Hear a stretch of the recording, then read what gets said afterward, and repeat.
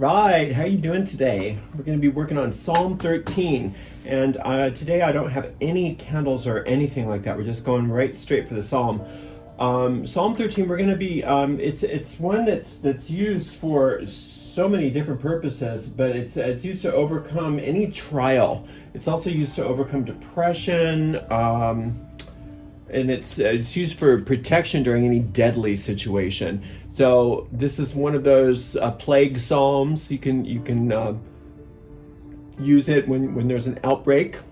Obviously, there's so many of them that work for that. But you can use it for any kind of what you interpret to be a very grave, serious situation. It's not a long psalm. It's rather short. There's only 6 verses. So we're going to read through it once like we do. That's the psalm formula. We read through it once out loud, if possible. If you can't do it out loud, then just read through it, silently. And then we go through verse by verse, or sometimes line by line, and we really try to get and unlock those hidden meanings and allow those seeds to be planted. They're like little packets of seeds, magic seeds that can be planted within the depth of our minds. And they bear fruit after their kind. So if you think of the god and the goddess, if you have any kind of Wicca or craft or witchcraft background, if you don't, that's fine. You don't need to. This is nothing to believe, but just to conceptualize, the god power is the masculine power, and the goddess power is the feminine power. For us, the god power, the masculine power, is the power to choose. It's the planter of the seeds. It's choosing which seeds to plant. The feminine power is the deep mind, and that's like the fertile earth where we plant the seeds, and out of that darkness comes sprouts up life. So very much like you have to plant the seed in the darkness where it's protected, but then it grows to seek the light. All right. So here we go. Psalm 13. How long wilt thou forget me, O Lord? Forever? How long wilt thou hide thy face from me? How long shall I take counsel in my soul, having sorrow in my heart daily? How long shall mine enemies be exalted over me? Consider and hear me, O Lord my God. Lighten mine eyes, lest I sleep the sleep of death. Lest my enemies say, I have prevailed against him, and those that trouble me rejoice when I am moved. But I have trusted in thy mercy. My heart shall rejoice in thy salvation. I will sing unto the Lord, because he hath dealt bountifully with me. So he moves from darkness to light pretty quickly here. All right, so this opening is a complete lament that everybody's experienced. How long? Are we there yet? Are we there yet? How long is this going to go on? Do we have to do? How long? How long? So we're just putting voice to our despair here. How long wilt thou forget me? Because doesn't it feel like that? When we are mired in our problems, when we are mired in situations, the last thing we think about is, how long will I continue to participate in this situation? We don't think that. We think, all right, God, whatever your God is, it might be goddess, it might be whoever you call God. How long are you going to forget me? Why are you not helping me? Why am I being all by myself? So notice what that feels like. How long wilt thou forget me? Well, we know that God never forgot us. God is infinite intelligence. The infinite intelligence doesn't forget, right? Infinite intelligence is aware. So forever? How long wilt thou hide thy face from me? Now, what is the face of something? That is how you recognize something. So God hiding his face from us is our projection, because if we wanted to, we could see God's face at any moment by recognizing the qualities of God and repeating them to ourselves as many times as it takes to recognize that God is always with us. Think about the qualities of divinity. Think about infinite love, perfect love. Think about perfect infinite principle, all the scientific principles, gravity, thermodynamics, chemistry, electricity, things that never vary, mathematics. They're always right. There's no variance. Infinite principle. Infinite life. Think about that. How life is just constant. Life is.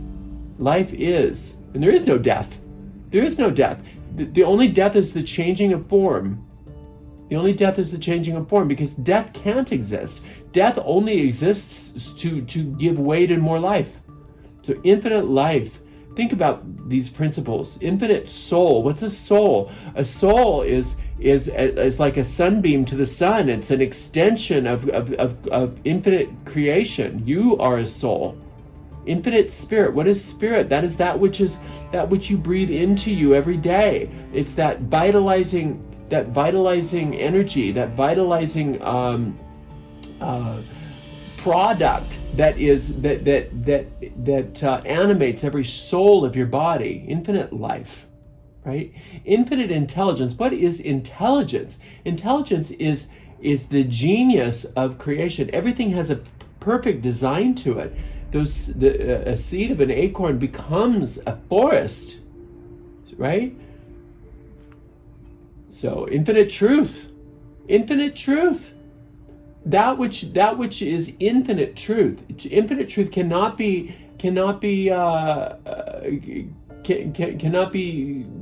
talked away. You can put 2 + 2 = 6 on the blackboard, but that doesn't make it so. Just because somebody says something enough doesn't mean it's right. And there is a difference between infinite truth and what people call the truth. But we're talking about infinite divine truth. So think about those things. If you feel like God is hiding her face from you, it's because you're not considering the qualities of what the face of God means. Think about those things long enough and you'll see the face right there. How long shall I take counsel in my soul, having sorrow in my heart daily? Well, that just shows us why there's a problem to begin with, because we're taking our own counsel. We're having counsel with sorrow in our heart daily. Well, again, God does not come in unbidden. God's not going to say, sorry, you got to stop that. I'm in charge now. No, because there's no free will in that. That's an invasion. That's an attack. God's not going to attack you. God's not going to invade you. God's not going to send an army of angels to attack you. No, God is patient. God is infinite intelligence. God is not a being, right? God is infinite patience. So the reason why you're having so the answer to that, how long shall I take counsel in my soul, having sorrow in my heart daily, is for as long as you do that, until you decide otherwise. How long shall mine enemy be exalted over me? Well, who's your enemy that's being exalted over you? Your enemy comes from you taking your own counsel in your own heart in sorrow. Cause and effect. Now that's cause with a small c, giving you some real small e effects in your life, right? But God is cause with a big C, which gives you effect with a big E. That means that there is nothing to thwart it. There is no enemy, there is no darkness, there is no sorrow that can withstand the face of God that we discussed, that we defined what that is. Now the psalmist says, consider and hear me, O Lord my God, lighten mine eyes, lest I sleep the sleep of death. Okay, so we're telling God here that we want to be considered and heard. Well, God always hears. We just don't listen back because our mind is so busy taking our own counsel with sorrow in our heart daily.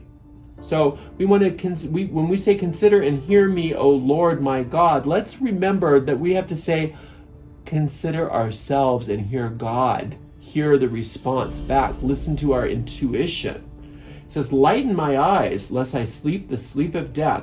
Well, the sleep of death is being able to look into the world and think that everything in the world is true, that everything in the world, that what your eyes report back to you is real. That's the sleep of death. That is the sleep of death. Anytime we come into agreement that what this world has to offer us in the world of form is something of value, is what the sleep of death is. To lighten our eyes means to look at the world with new light, with the new vision, and we recognize that there is an actual real world that is beyond this world, that's happening simultaneously with this world, sort of like the Matrix, right? This world is fake, But there is a real world that's already happening, that we're already a part of, that we just don't even realize.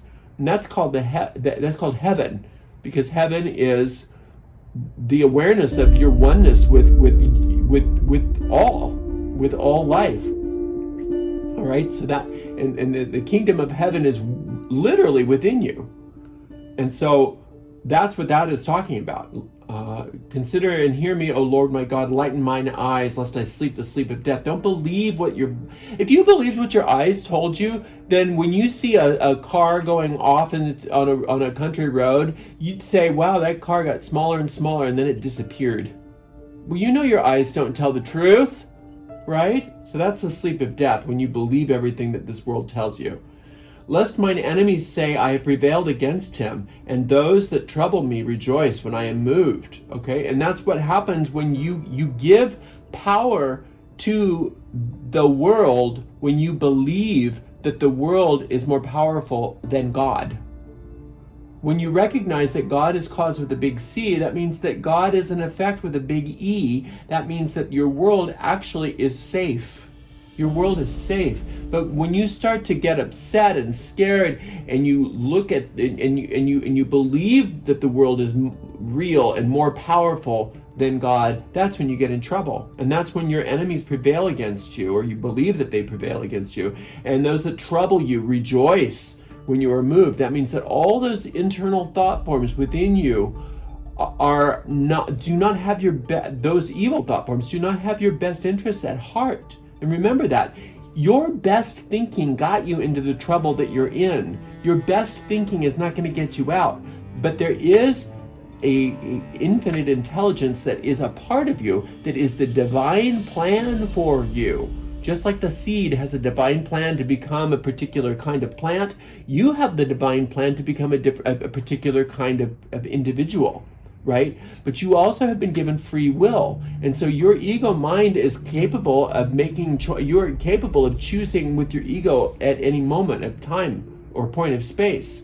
And when you do that, remember, your ego loves it when you fail. Your ego's main mantra is seek but don't find. I want you to seek satisfaction in this world, but I never want you to find it. I want you to be constantly on a treadmill of a carrot dangling before your nose. That's how the ego wants you, because the ego is not real. And the ego knows that if you don't stay on that treadmill, it's like a virus.